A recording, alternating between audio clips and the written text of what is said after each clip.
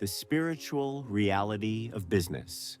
In our world, business often feels fragile. One month, sales are up. The next month, everything slows.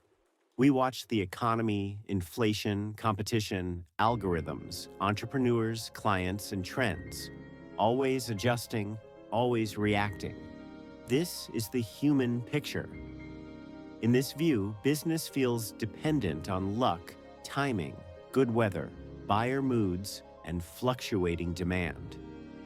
Joel Goldsmith invites us to take a radically different view. He explains that the real foundation of business is not circumstance, marketplace forces, or even human effort, but principle. When Joel uses the word principle, he is referring to the divine intelligence that animates, sustains, and expresses itself through creation. Business, when seen spiritually, is not the hustle of selling products or chasing clients. Business is the continuous, infinite activity of mind, expressing itself through individual consciousness. This means your business, whether you are a freelancer, a content creator, a store owner, a coach, or a corporate professional, is not separate from your spiritual identity. It is an idea of mind, and because of that, it carries within itself everything needed for life, growth, and success. Joel quotes Adam Dickey, who wrote that when an idea begins to work in thought, it furnishes all that is necessary for its equipment, establishment, and nourishment. Meaning, the moment a true idea enters your consciousness, it already contains its own supply. A genuine, inspired business idea does not need to be forced into existence. It naturally unfolds, funds itself, grows itself, and expresses itself. In manifestation language, if the idea came from spirit, the supply for it is already included.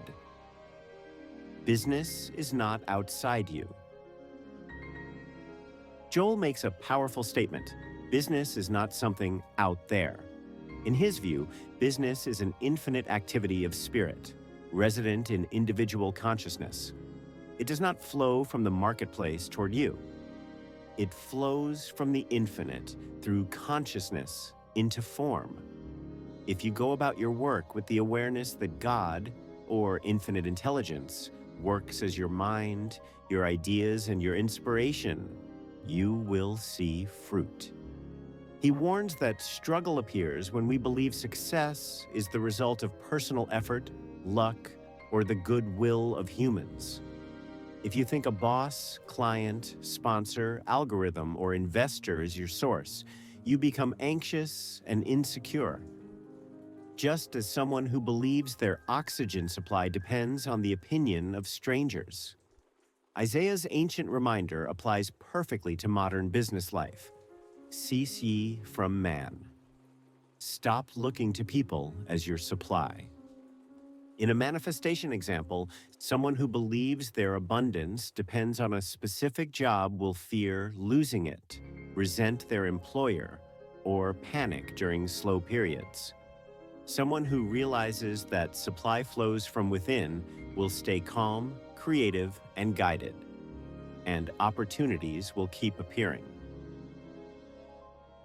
The invisible law of prosperity. Joel teaches that there is always an invisible and omnipotent power acting to support every right human effort. Business is not about manipulating the world. It is about aligning consciousness. When you rely on this invisible principle, your business becomes steady. Contracts show up, sales increase, ideas come at the right time, relationships form. When you begin to rely on the outer world, competition, trends, hype, pressure, business becomes unstable. Spiritually understood, business is not affected by seasons, markets, or conditions. It is never at the mercy of luck or bad timing. Business is the universal activity of mind expressing itself, and mind cannot fail. This is why two people can sell the exact same product. One struggles, the other prospers. The difference is consciousness, not external circumstance. There is no lack in the infinite. Joel explains that lack exists only in the belief that man and God have become separated, that supply is out there rather than within. When we remember our inseparability from Source, abundance becomes normal. In manifestation terms, this is why scarcity is a mindset, not an economic state. When someone sees themselves as separate, they beg the universe for prosperity. When someone knows they are one with the infinite, supply flows without strain. The diamond analogy. Joel uses a powerful metaphor, a diamond and its facets. Each facet reflects the same brilliance, fire, and color of the whole stone. No facet is separate, and none needs to ask for diamondness. It already is the diamond expressing itself at a point. This is his picture of you. You are a facet of the infinite. Everything that God is, you reflect. Life, intelligence, substance, creativity, supply. Just as a facet cannot be cut away and still be a diamond, you cannot be separated from your source. You don't have to beg the universe for prosperity any more than a diamond facet needs to beg the gem for brilliance. In his words, spirit cannot withhold its supply of life, its quality of substance, activity, and peace. In modern terms, the universe is not deciding whether you deserve abundance. It is your nature to express it. Keeping consciousness clear. Joel continues the diamond analogy with a practical application. A diamond only needs to be kept clean for the brilliance to shine. Likewise, we only need to keep consciousness clear, free from fear, doubt, and belief in separation. And the natural flow of supply appears. This means when you stop worrying, solutions show up. When you stop doubting, inspiration returns. When you stop forcing outcomes, opportunities arise. You do not manifest abundance by grasping for it. You reveal abundance by removing the mental fog that hides it. No need to establish oneness. Many metaphysical students struggle to create a connection with God, trying to attune, align, or reconnect.